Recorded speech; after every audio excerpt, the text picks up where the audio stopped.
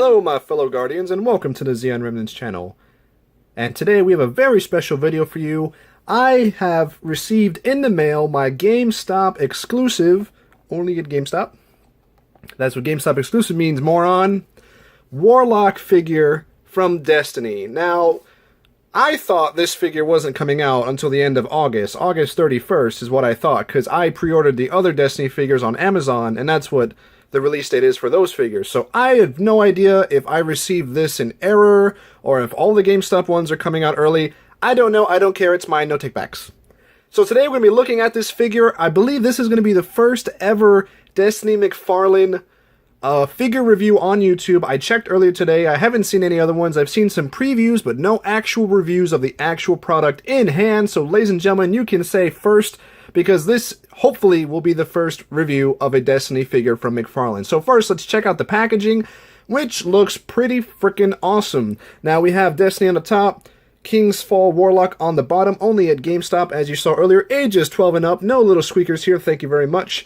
We got a nice view of the Destiny logo by Bungie on the side. On the back, we have some of the new figures coming out. These are all of the exclusives, so, and I could be wrong, Walgreens exclusive, Target exclusive, of course this is the GameStop exclusive, and then you have your 10-inch Lord Saladin here, which looks amazing.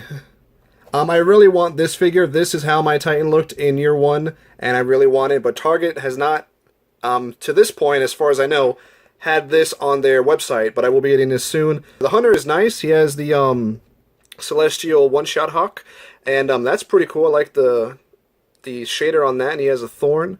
Titan rocking that awesome Dead Orbit scout rifle, and we're looking at this today, the Warlock with the Light Beyond Nemesis. The regular Warlock that you would get in stores has the King's Fall Raid helmet. This has the exotic Light Beyond Nemesis. Now we do have a ghost here. It looks like an Iron Show ghost. I could be wrong.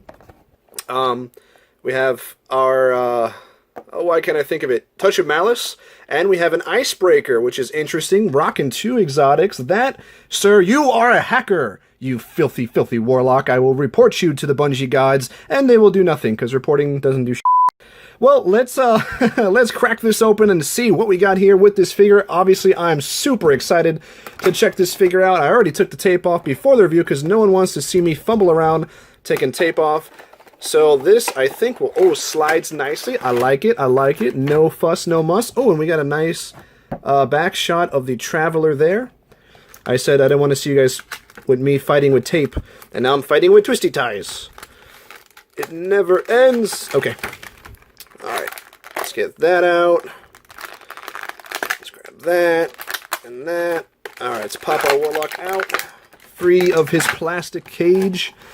And wow, look at the detail. I mean, look at the weathering on the Light Beyond Nemesis with this, you can see metal coming out through this, like a weathering effect. That is awesome, and I love the glossy finish on the face mask. That's cool.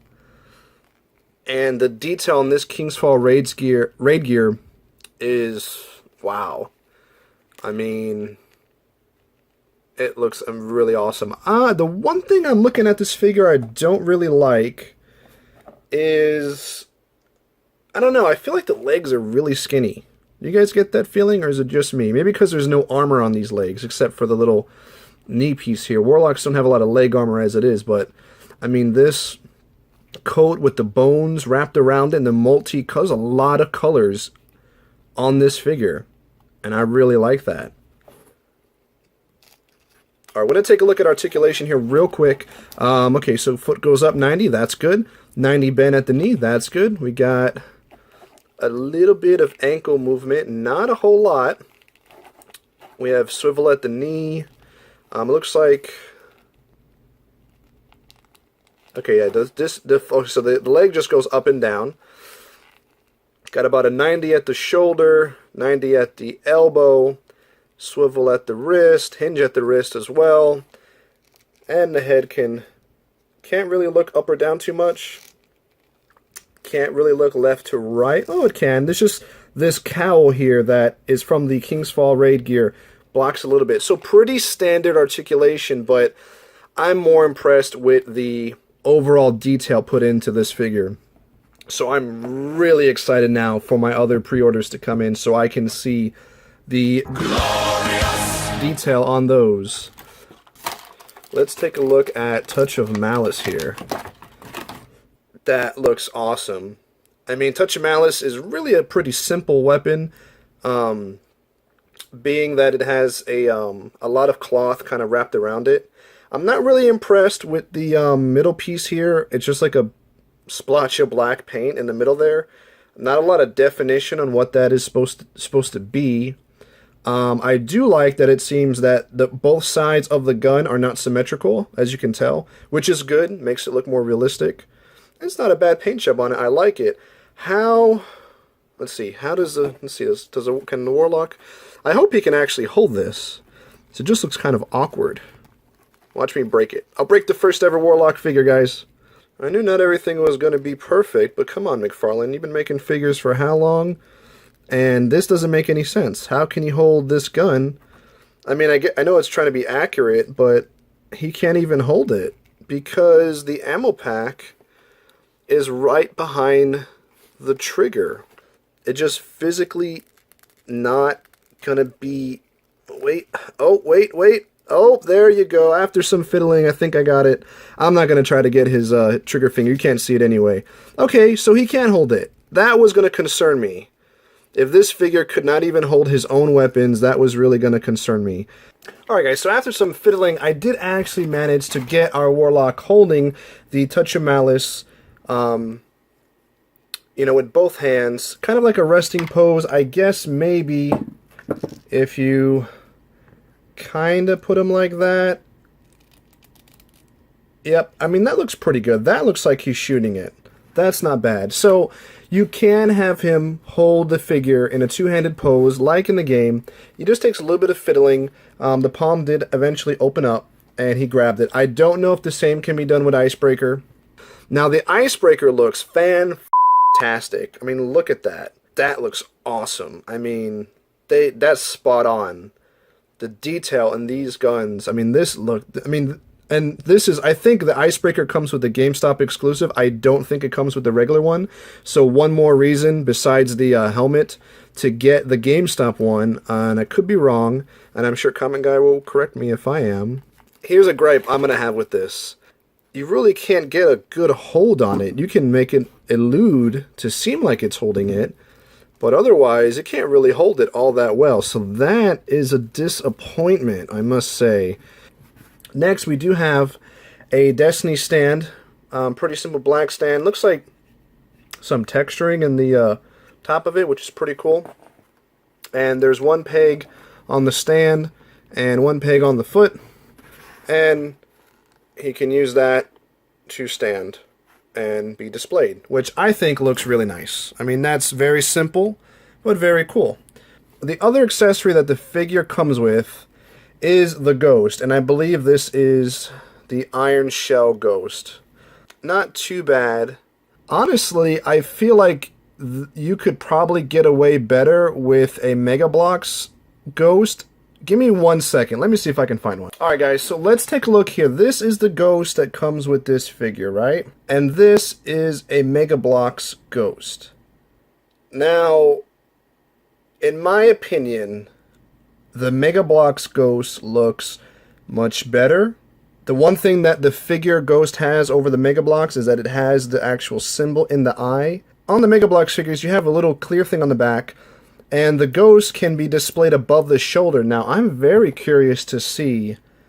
You could use the Mega Bloks Ghost on these Guardians. I actually did get the Ghost into the peg here, but the problem is that the... let's see how far we can raise this. The problem is that this is just a little bit... like that actually looks cool. Okay, so look at that. So why can Mega Bloks get down a Ghost over the shoulder look on a little tiny figure like this, but Mcfarlane cannot do the same on a 6-inch figure? Now, don't get me wrong, this is great. If we can find a piece that's a little bit longer, it would be perfect. But if you look at it like this, it actually looks like the Ghost is floating behind the Guardian. That is really cool. So it's good for me to know that I can use my Mega Bloks extra ghosts, and you put them on these Mcfarlane figures, and they look very well. I mean, this Ghost and this Warlock actually look really, really good together, and I think I might keep it like this. I'm very disappointed that these Ghosts do not, in my opinion, look as good as the Mega Bloks Ghost. They're even smaller than the Mega Bloks Ghost, and there's nothing to do with this Ghost. I mean, I guess, you know, you could put it like on the floor next to the Guardian, like a dead Ghost. I mean, you know, you can put it in his hand if you want. But besides that, what else are you going to do with this little Ghost? So that is a disappointment.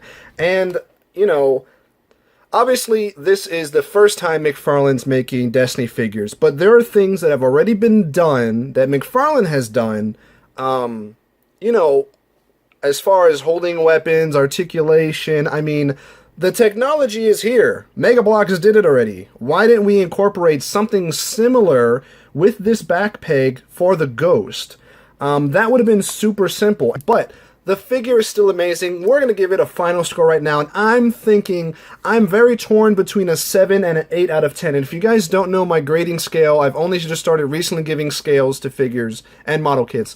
10 is the greatest figure ever of all time. 9 is a glorious figure. 8 is an A double figure. 7 is an A figure. 6 is a B figure. 5 is a C figure, which is average. 4 is a D. 3 is an F.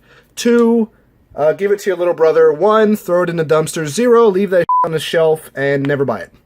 So in my opinion, this is a very good figure. However, there are very simple things holding this figure back from being the greatest figure that ever lived, or an A double figure, or a glorious figure.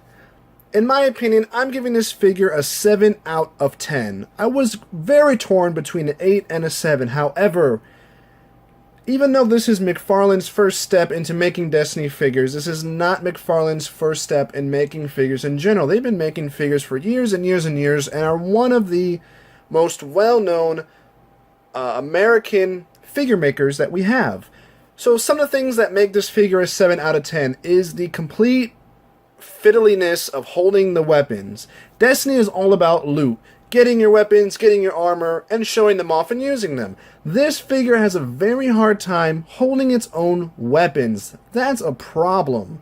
Especially with a figure like this. I also feel like this figure cannot pull off the greatest action poses in the world. The leg articulation isn't the best. The arm articulation, as I stated before, is kind of average and not even the greatest to hold its weapons.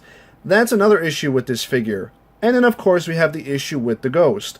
The Ghost doesn't look all that great, and there's nothing that you can really do with it. You can put it in the palm of its hand and put it on the floor, and that's about it. As I stated earlier, Mega Bloks figures have a very cool system where they can actually have their ghosts floating over their shoulders. Mcfarlane can easily do the same thing, and maybe this can be implemented in further Destiny figures, but for the time being, I'll be satisfied to use my own Mega Bloks ghosts and attachments to actually give my Guardians their own ghosts. So while I really enjoy this figure, there are just a couple things that keep it from being the greatest Destiny figure that it could have been, but it's still an extremely good figure. If you like Destiny, go ahead and pick this up. If you like Warlocks, pick it up. This is a GameStop exclusive. I don't know for how long this is going to be available. We have the other exclusives, the other Titan and Hunter also available. So hunt these down if you really want them. I really like this figure, and I look forward to seeing the quality of the other ones. But for the final verdict on this figure, 7 out of 10. That's an A figure, so still a very good score. Don't let the 7 out of 10 fool you. A 7 is definitely an A scoring for me. A 5 is average, so a 7 well above average. Very good figure, and I recommend it if you guys love Destiny like I do. Until then, ladies and gentlemen, thanks so much for watching. Leave a comment down below if you like this figure. Let me know if you got yours early as well. Leave a like if you enjoyed the video. Share it around so other people can take a look at these awesome Destiny figures. Subscribe for more content. Team Titan episode number 5 will be coming out in a few weeks, along with bloopers from 3 and 4, and also some moving videos because I finally bought a house. Ooh, ooh. But until then, ladies and gentlemen, thank you so much for watching. And until next time, Zeke Zion! Oh no, my Warlock is dead. Just kidding. Can't do that in Destiny 2 though.